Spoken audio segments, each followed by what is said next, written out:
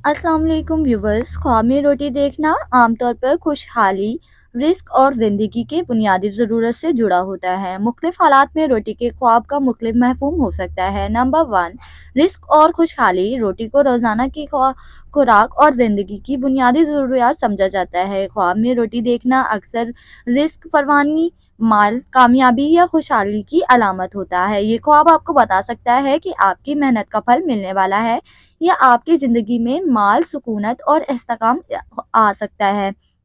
Number 2, परेशानियों का हल। अगर ख्वाब में आपको रोटियां मिलती हैं या आप रोटियां बना रहे हैं, तो ये आपकी ज़िंदगी की मुश्किलात या परेशानियों की हल की तरफ इशारा कर सकता है। ये ख्वाब ये भी ज़ाहिर करता है कि आप जो मेहनत कर रहे हैं, वो जल्दी कामयाब हो जाएगी। नंबर 3, रूहानी तस्कीन। रोटी का ख्वाब कभी कभार रूहानी सुकून या रूहानियत की तरफ इशारा भी हो सकता है।